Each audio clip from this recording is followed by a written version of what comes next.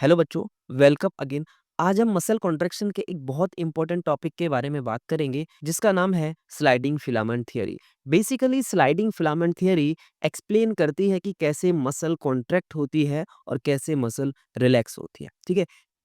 So basically sliding filament theory के according क्या है कि जो मसल का कॉन्ट्रैक्शन है वो जो हमने पढ़ा था थिन और थिक फिलामेंट, तो थिक फिलामेंट के ऊपर थिन फिलामेंट की स्लाइडिंग के थ्रू मसल कॉन्ट्रैक्ट होती है। तो स्लाइडिंग वर्ड कहाँ से आया है? स्लाइडिंग वर्ड आया है कि जो थिन फिलामेंट है वो थिक फिलामेंट के ऊपर स्लाइड करता है जिसकी वजह से मसल कॉन्ट्रैक्ट होती है।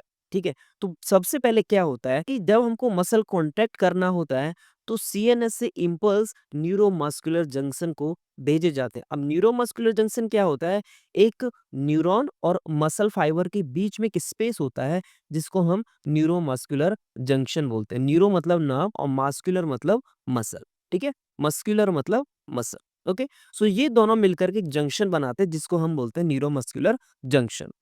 अब न्यूरोमस्कुलर जंक्शन को हम मोटर एंड प्लेट भी बोलते हैं। अब ये जो इम्पल्सेस सीएनएस से न्यूरोमस्कुलर जंक्शन तक भेजे जाते हैं, ये किसके थ्रू भेजे जाते हैं? ये मोटर न्यूरॉन के थ्रू भेजे जाते हैं। ठीक है। मैंने आपको पिछली वीडियो में बताया था कि न्यूरॉन्स दो तरह के होते हैं, एक मोटर न्यूरॉन्स, एक सेंसरी न्यूरॉन्स। मोटर न्यूरॉन वो न्यूरॉन्स होते हैं जो सीएनएस से इंफॉर्मेशन को ऑर्गन तक लेके जाते हैं, और सेंसरी न्यूरॉन्स वो होते हैं जो इंफॉर्मेशन को ऑर्गन से सीएनएस तक लेके जाते हैं।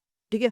अब ये न्यूरोमस्कुलर जंक्शन जो बनता है उनके बीच में एक स्पेस होता है जिसको हम बोलते हैं साइनेप्सिस। क्या बोलते हैं? साइनेप्स। क्या बोलेंगे? साइनेप्स।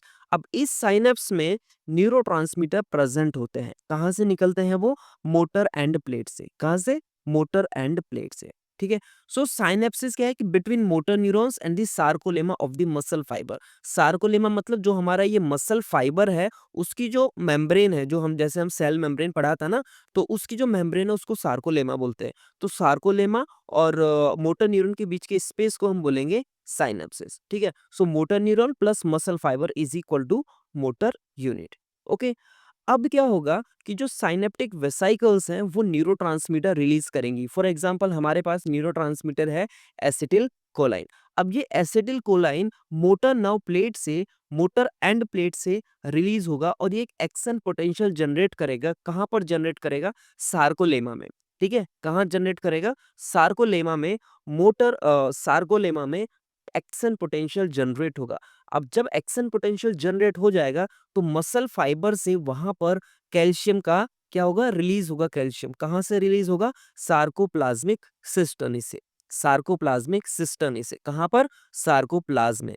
ठीक है। कहां पर रिलीज होगा कैल्शियम? सार्कोप्लाज्म में। अब ये कैल्शियम क्या करेगा? जो हमारा एक्टिन प्रोटीन था, एक्टिन फाइबर था, वहां पर ट्रोपोनिन प्रेजेंट थी, जो कि ट्राइपोड में प्रेजेंट थी, तो वो ट्रोपोनिन के साथ बाइंड करेगा हमारा कैल्शियम आयन। अब वहां पर बाइंड करके वो ट्रोपोनिन की जो साइट है, जो कि मायोसिन की एक्टिव साइट है, उसको अनमास्क कर देगा। फिर वहां पर मायोसिन अटैच हो जाएगा। ठीक है। अब वहां पर मायोसिन बाइंड हो जाएगा। So using energy from ATP hydrolysis, myosin had bind to the active site on the actin to form cross bridge.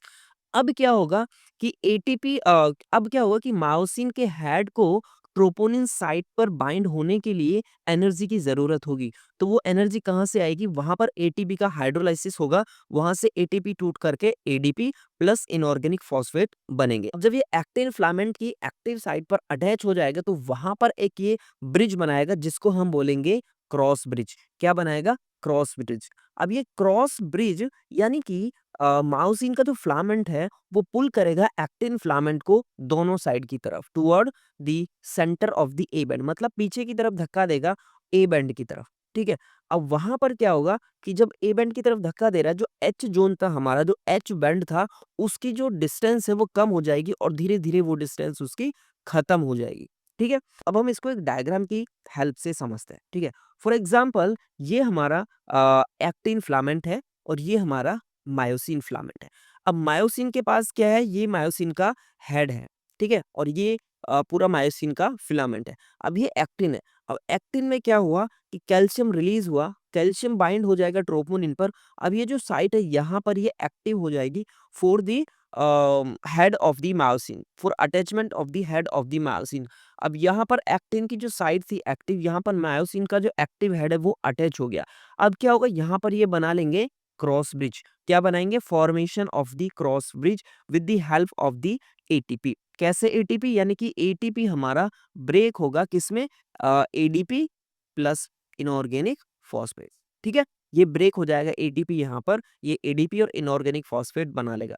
अब यहाँ पर क्रॉस ब्रिज बन गया। अब क्रॉस ब्रिज क्या काम करेगा, ये मायोसिन का जो हेड है वो एक्टिन के फिलामेंट को पीछे की तरफ पुश करेगा, जिसकी वजह से हमारा जो एच जोन था, जो सॉरी जो जेड जोन था वो धीरे धीरे कम हो जाएगा।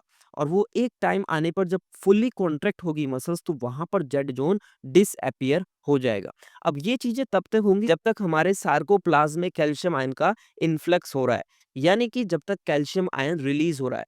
जैसे ही कैल्शियम आयन रिलीज होना बंद होगा, तो ट्रोपोनिन पर जो कैल्शियम बाइंड हुआ था यहाँ पर, वो क्या होगा, वो फिर से डिटैच होकर के यहाँ पर जो ट्रोपोनिन था वो उसको मास्क कर देगा फिर से एक्टिन फिलामेंट की साइड को। ठीक है, और वहां से जो मायोसिन का हेड है फिर से वो डिटैच हो जाएगा। यहाँ पर आप देख सकते हैं फिर से वो डिटैच हो गया। ठीक है, तो फिर से वो मसल रिलैक्स हो जाएगी।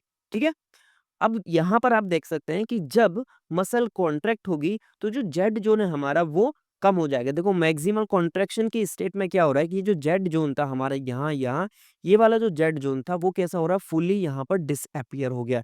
जबकि रिलैक्स स्टेट में क्या है, यहाँ पर पूरी तरह से आपको जेड जोन यहाँ पर दिख रहा है। ठीक है, तो कॉन्ट्रैक्शन की स्टेज में क्या होता है कि जेड जेड जोन जो है वो डिसअपियर हो जाता है, जबकि रिलैक्सेशन की स्टेट में जेड जोन आपको दिखता है।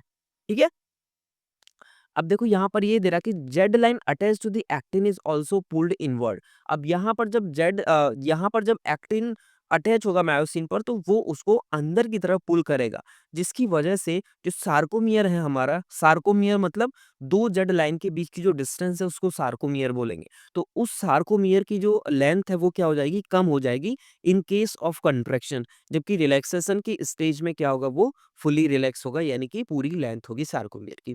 ठीक है, so I band get shorten where is A band retain the length. क्यों ऐसा हो रहा है, क्योंकि जो आई बैंड है वो हमारा क्या है, दो एक्टिन फिलामेंट के बीच का डिस्टेंस है, जबकि जो ए बैंड है वो क्या है हमारा, वो एक कंप्लीट मायोसिन फिलामेंट की डिस्टेंस है। इसीलिए क्योंकि मायोसिन का कॉन्ट्रैक्शन नहीं होता है, वहां पर एक्टिन जो फिलामेंट है उसका मूवमेंट होता है, उसका कॉन्ट्रैक्शन होता है, उसका पुलिंग होता है।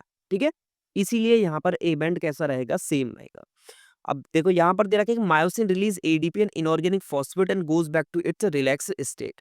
अब यहाँ पर न्यू एटीपी बाइंड हो जाएगा, जो क्रॉस ब्रिज को फिर से वो ब्रेक कर देगा। ठीक है, अब एटीपी हाइड्रोलाइज होगा, क्या बनाएगा, इनऑर्गेनिक फॉस्फेट, और फिर से वहां पर जो मायोसिन का हेड है उसको एक्टिवेट कर देगा। फिर से पूरी जो मैकेनिज्म है वो स्टार्ट हो जाएगी। ठीक है, अब जब कैल्शियम आयन का फिर से जो पंपिंग बैक, यानी कि जो इन्फ्लक्स हो रहा है, जो कैल्शियम आयन रिलीज हो रहा है सार्कोप्लाज्म में, वो बंद हो जाएगा। तो फिर से जो ट्रोपोनिन है वो मास्क कर देगा एक्टिन फिलामेंट की साइड को for binding of the myosin head. So वहां पर फिर से जो रिलैक्सेशन की स्टेज आ जाएगी, जिससे क्या होगा, जेड लाइन अपनी ओरिजिनल पोजीशन पर पहुंच जाएगी, और वो स्टेज को बोलेंगे हम रिलैक्सेशन। क्या बोलेंगे, रिलैक्सेशन। ठीक है, so so reaction time of the fibre very in different muscles. तो इस ये बोल रहा है कि हमारी बॉडी में अलग अलग ऑर्गन में अलग अलग मसल्स होती है, तो उनके कॉन्ट्रेक्शन के जो टाइमिंग है वो अलग अलग हो सकता है। ठीक है, अब बता रहा है कि जब हम बार बार कॉन्ट्रैक्ट और रिलैक्स करेंगे, तो वहां पर क्या होगा, हमारी मसल्स में हाइपोक्सिक कंडीशन हो जाएगी, यानी कि ऑक्सीजन की कमी पड़ जाएगी। तो वहां पर जो रेस्पिरेशन होगा वो कैसे होगा, एनारोबिक होगा। तो यानी कि वहां पर एनारोबिक ब्रेकडाउन होगा ग्लाइकोजन का। और जब ऐसा एनारोबिक ब्रेकडाउन होता है ग्लाइकोजन का, तो वहां पर एज ए बाई प्रोडक्ट हमारा लैक्टिक एसिड बनता है। और लैक्टिक एसिड एक ऐसा एसिड है जो कि हमारी मसल्स को पेन कराता है, यानी कि मसल को फटीग कराता है। ठीक है, रिस्पॉन्सिबल होता है हमारी थकान के लिए, जब हमारे पैरों में लाइक काफ मसल्स में बहुत ज्यादा पेन होता है, तो उसकी वजह होती है lactic acid, specially after heavy exercise. Okay, अब यहाँ पर देखते हैं कि रेड फाइबर और व्हाइट फाइबर में क्या डिफरेंस होता है। सो बेसिकली रेड फाइबर किसको बोलेंगे और व्हाइट फाइबर किसको बोलेंगे। ऐसे फाइबर जहां पर आपको एरोबिक रेस्पिरेशन मिलेगा, जो कि रेड होंगे ज्यादा, वो रेड फाइबर होंगे, मसल फाइबर। तो व्हाइट में एनरोबिक मिलेगा बहुत, वहां पर हाइपोक्सिक कंडीशन होगी और उसका कलर व्हाइट व्हाइटिश कलर होगा, ठीक है? और कलर क्यों है व्हाइटिश? क्योंकि वहाँ पर मायोग्लोबिन, जैसे कि हमारा ब्लड में हीमोग्लोबिन होता है, मसल्स में मायोग्लोबिन होता है। मायो मतलब मसल, ग्लोबिन मतलब प्रोटीन, ठीक है? सो यहाँ पर व्हाइट मसल्स में मायोग्लोबिन कम होगा और रेड मसल्स में मायोग्लोबिन ज़्यादा होगा, ठीक है? दूसरा कि रेड मसल्स में आपको माइटोकॉन्ड्रिया बहुत ज़्यादा मिलेंगे, जबकि व्हाइट मसल्स में माइटोकॉन्ड्रिया कम मिलेंगे, ठीक है? जैसा मैंने पहले बताया कि जो रेड मसल्स होते हैं उनमें एरोबिक रेस्पिरेशन मिलेगा, जबकि व्हाइट मसल्स में एनारोबिक या फिर हम कह सकते हैं एनारोबिक मेटाबॉलिज्म होगी वहाँ पर, और रेड में एरोबिक मेटाबॉलिज्म, ठीक है? और दूसरा है कि जो रेड मसल्स उनमें स्लो और सस्टेन्ड कॉन्ट्रैक्शन मिलेगा। यानी कि ये मसल्स में स्लो सस्टेन्ड कॉन्ट्रैक्शन का मतलब है कि यहाँ पर ऑक्सीजनेशन हो रहा है, यानी कि ऑक्सीजन पूरी तरह से मिलेगा। जब हम ज़्यादा एक्सरसाइज करेंगे, बहुत ज़्यादा कॉन्ट्रैक्शन और रिलैक्सेशन होगा मसल्स का, तो वहाँ पर हाइपॉक्सिक कंडीशन होगी, जिसकी वजह से वहाँ पर लैक्टिक एसिड का फॉर्मेशन होगा और ये मिलेगा आपको व्हाइट फाइबर्स में, ठीक है? और ये थोड़े टाइम के लिए होता है, ठीक है? कितने टाइम के लिए? थोड़े टाइम के लिए, बट फास्ट कॉन्ट्रैक्शन होता है, ठीक है? तो स्लाइडिंग फिलामेंट थियरी में इतना ही था। नेक्स्ट नेक्स्ट वीडियो में हम देखेंगे ह्यूमन स्केलेटल सिस्टम के बारे में। हमारी बॉडी में कितनी बोन्स होती हैं, कितनी मसल्स होती हैं, कौन सी बोन का क्या काम होता है और कौन हमारे पूरे मूवमेंट और लोकोमोशन में कितना इंपॉर्टेंट रोल प्ले करते हैं। तो मिलते हैं नेक्स्ट वीडियो में। तब तक के लिए वीडियो को लाइक और शेयर ज़रूर करें।